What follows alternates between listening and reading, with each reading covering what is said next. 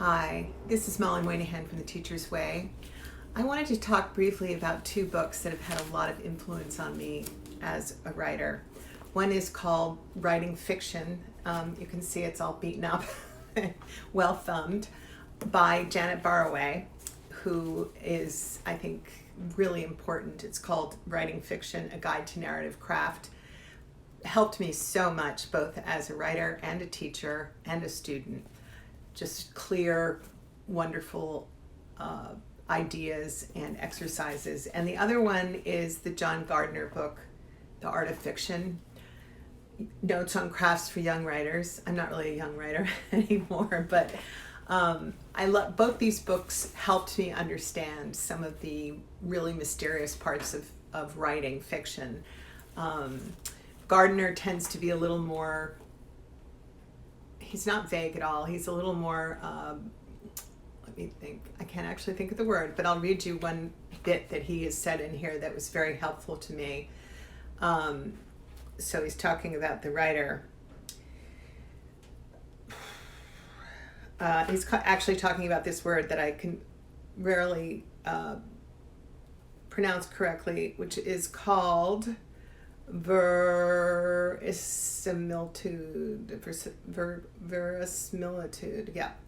So he says, in other words, similar fiction may be described generally as fiction that persuades us of authenticity through real-world documentation, using real or thoroughly lifelike locations and characters, real cities or cities we believe to be real, although their names have been changed, real-life characters with actual or substituted names, and so forth. The line-by-line bulk of a realist's work goes far beyond the accurate naming of streets and stores or accurate description of people and neighborhoods. He must present, moment by moment, concrete images drawn from a careful observation of how people behave. He must render the connections between moments, the exact gestures, facial expressions, or turns of speech that within any given scene move human beings from emotion to emotion, from one instant in time to the next. And John Gardner also introduced me to this idea of the waking dream. Well, the reader is so engaged in what the writer is writing about that, or actually the writer is so engaged with what, well, it can go either way. So the writer is so engaged with what they're writing, it's like a waking dream. You just move through the words and it doesn't feel like work. It isn't always that way. It's very rarely that way for me as a writer, but when it is, it's extraordinary. And as a reader, what's happened for me sometimes is I remember something in a book and I go back to find it and I realize that I had added to the writer's thoughts or events in order to make it almost like it really happened. The Janet Barroway book is full of brilliant exercises, and I would be remiss, or possibly just lying, if I didn't admit that I have taken just so much from her.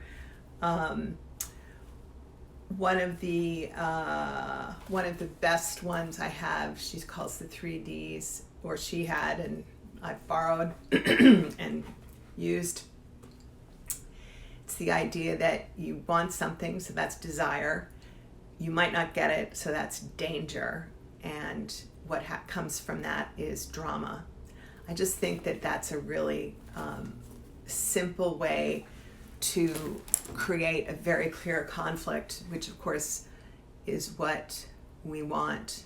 And another one of hers is the crisis conflict resolution as a shorthand for the story arc, which I really like too, because conflict doesn't have to be negative. It could be having a baby. It could be winning winning a lottery.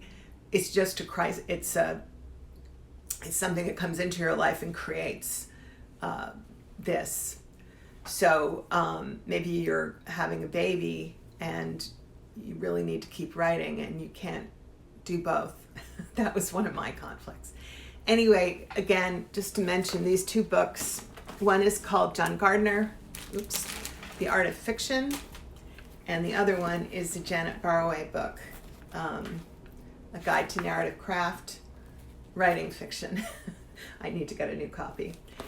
And with that, I'll send you holiday greetings. And also, if you are writing something, if you have any questions, my website is mmwriting.com, Teacher's Way, and I'd love to answer any questions if you have them, or if you want to try a writing project, if I can be of support. Thanks. Bye.